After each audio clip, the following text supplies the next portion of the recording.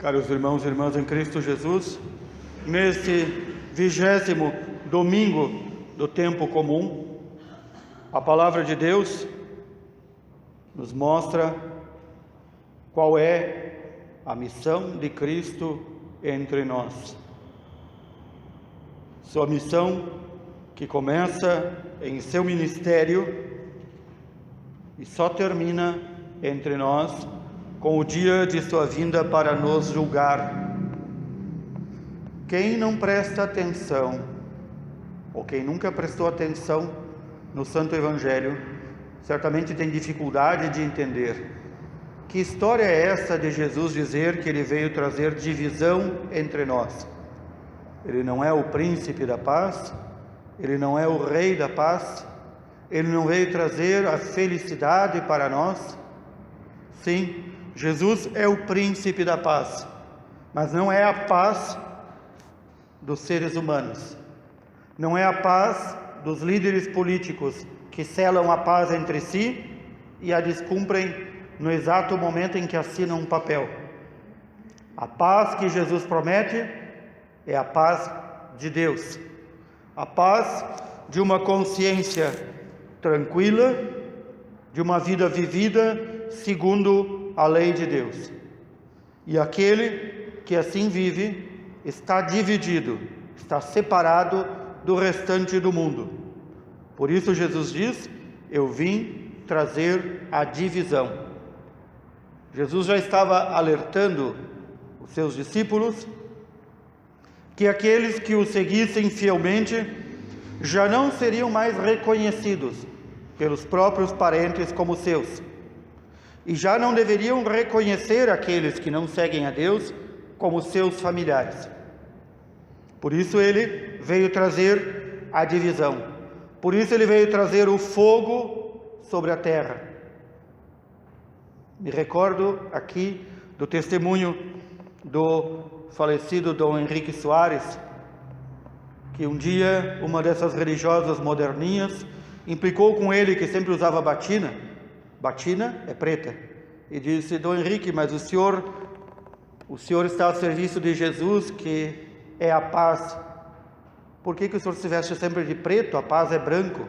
E Dom Henrique, muito sábio e muito humorado, disse: não, eu não estou a serviço da paz, eu estou a serviço de Jesus. Se Jesus mandar eu fazer paz, eu faço paz. Se Jesus mandar eu fazer guerra, eu faço guerra. Vejam o testemunho simples, claro e perfeito deste Evangelho. Nós ouvimos a segunda leitura da carta aos Hebreus, que nos recorda que nós somos rodeados por uma tamanha multidão, por uma imensa multidão de testemunhas, daqueles que procuraram viver e conseguiram viver segundo a lei de Deus, no seguimento perfeito de Cristo. Quem são estes? São nossos irmãos os santos. Os santos não são pessoas alheias a nós, são nossos verdadeiros irmãos, mais do que nossos irmãos carnais. São nossos verdadeiros pais, mais do que nossos pais carnais. São verdadeiras mães, mais do que nossas mães carnais. Porque colocaram em sua vida a necessidade de ser testemunha. Porque o autor da carta aos Hebreus, que a tradição diz ser São Paulo, porque ele diz que inicia este trecho dizendo: nós estamos rodeados por uma tamanha multidão de testemunhas. Para que ninguém diga: eu não consigo, o pecado me pesa, o mundo me arrasta, ninguém dá testemunho para mim, ninguém me ensinou a ser cristão. Nós estamos rodeados por uma tamanha multidão de testemunhas.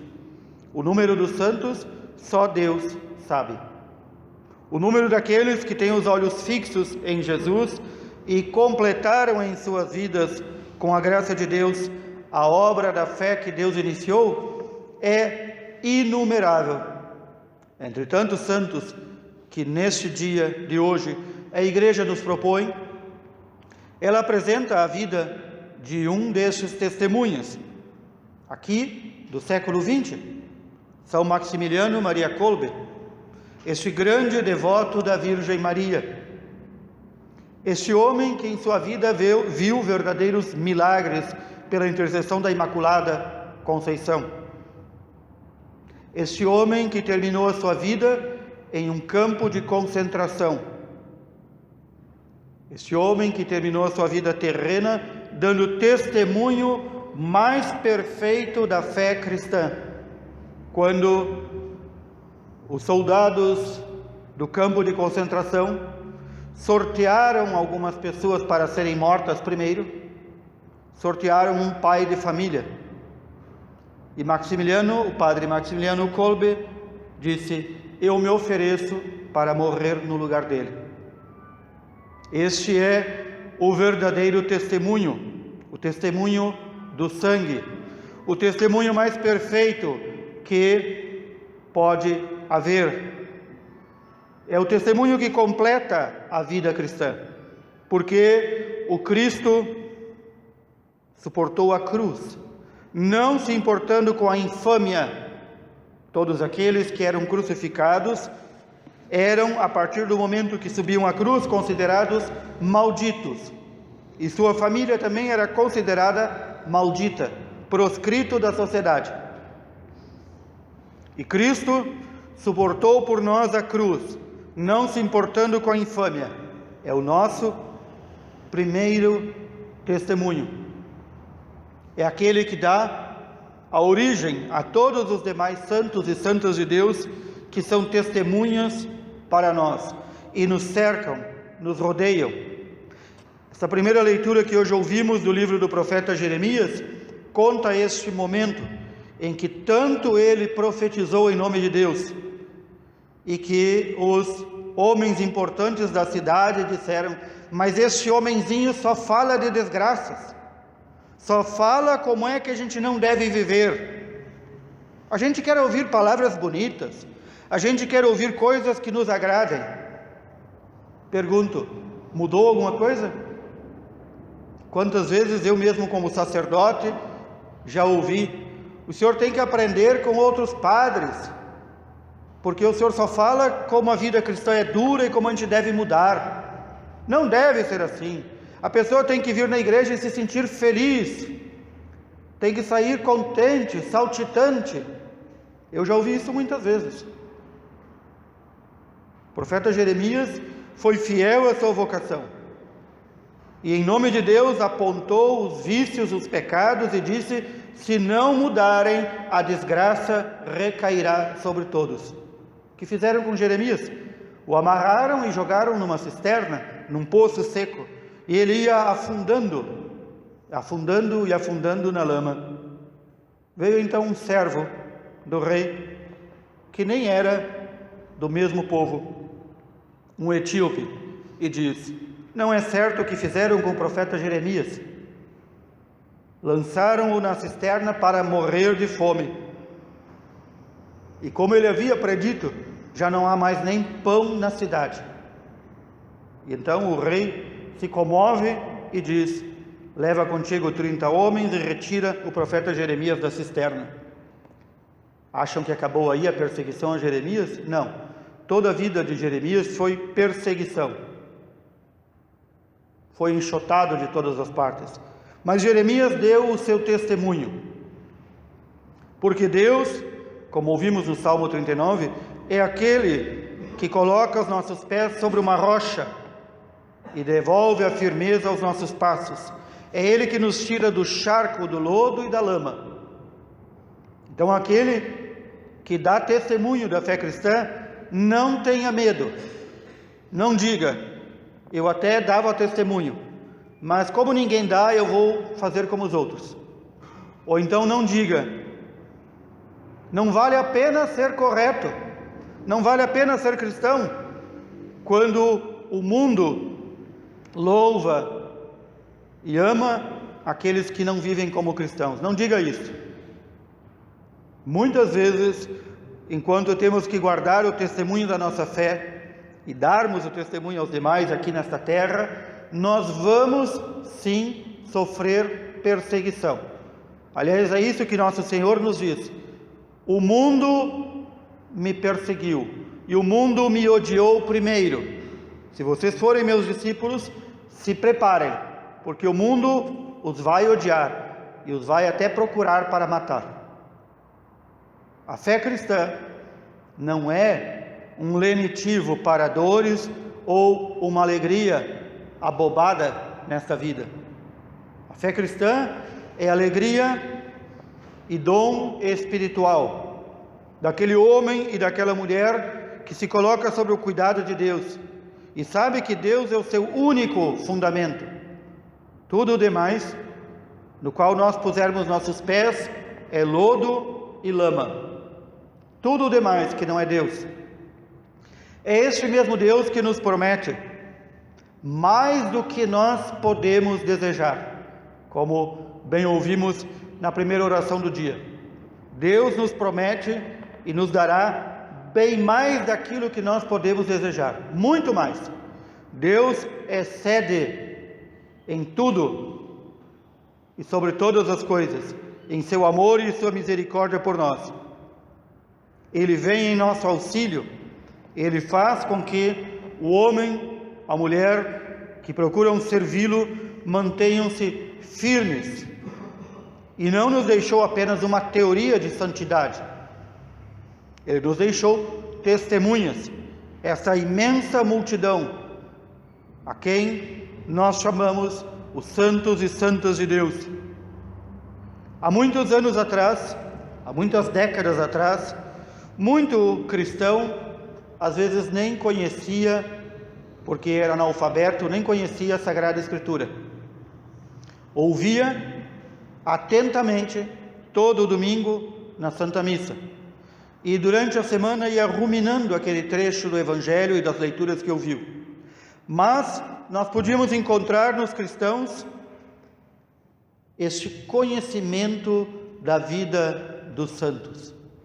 Hoje, quando nós falamos de alguns dos milhões e milhões de santos, muitos cristãos parecem não saber, nunca ouviram falar. Por que é que muitos de nós temos nomes cristãos, chamados nomes cristãos?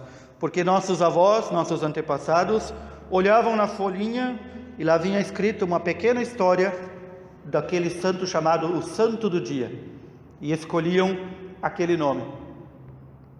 Hoje já não há mais a folhinha, já não há mais o conhecimento do testemunho destes nossos irmãos, e então já se definha a fé. Uma das primeiras coisas, então, que um cristão procurava conhecer era a vida dos santos. E havia tanta publicação, como hoje ainda há, sobre a vida dos santos. Antes de ele adentrar no estudo da Sagrada Escritura, antes de ele adentrar em altas teologias, ele conhecia a vida dos santos. Por quê? Porque é o testemunho mais claro e límpido de que é possível ser santo. Foi isso também que o Papa São João Paulo II procurou fazer em todo o seu ministério. A multidão de homens e mulheres que ele colocou como exemplo para nós, para mostrar que em qualquer idade, em qualquer profissão, em qualquer modo de vida cristã, é possível sim chegar à santidade. Os nossos primeiros irmãos na fé, aqueles que não eram hebreus, aqueles que não eram do grupo dos apóstolos, se converteram por quê? Porque viram o testemunho dos cristãos. São Lucas chega a nos dizer que a primeira comunidade cristã guardava os mandamentos, guardava as palavras do Senhor e dava um testemunho tão bonito que até os pagãos, conhecendo estes cristãos, diziam: vede como eles se amam. Era algo visível o amor destes cristãos. Era algo visível, porque este amor e esse testemunho se desdobra em atos. Não são em estados mentais, são em atos. O verdadeiro testemunho cristão se dá em atos, para que o mundo veja e creia. Então recordemo-nos o que nos ensina a carta aos Hebreus: empenhemo-nos com perseverança no combate que nos é proposto, porque esta vida é um combate, com os olhos fixos em Jesus. É Ele que em nós começa e completa a obra da fé.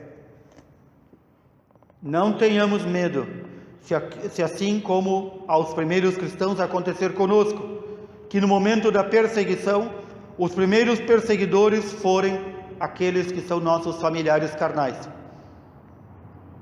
Não nos preocupemos com o fogo que Jesus quer lançar sobre a terra. É o fogo da purificação. Não nos preocupemos com a espada que o Senhor quer trazer sobre a terra, que é a espada da divisão, para separar os que são seus daqueles que não são seus. Queira Deus que nós mantenhamos a constância e a perseverança no testemunho. É a graça que devemos pedir. Muitos de nossos irmãos no passado pediam isso, a graça da perseverança final. É o que nós devemos pedir diariamente, a graça de perseverarmos, mantermos-nos fiéis ao testemunho, todos os dias, até o último dia de nossa vida aqui na terra. E então não ficaremos preocupados com o fogo que Jesus traz, nem com a espada que Ele traz, porque elas serão para nós glória. Ver o fogo que Jesus quer deitar sobre a terra, ver a espada com a qual o Senhor quer punir os infiéis, será para nós alegria, glorificação. Peçamos ao Senhor que venha, que apresse a sua vinda e que nos encontre fiéis a Ele. Que assim o Senhor nos mantenha. Louvado seja nosso Senhor Jesus Cristo.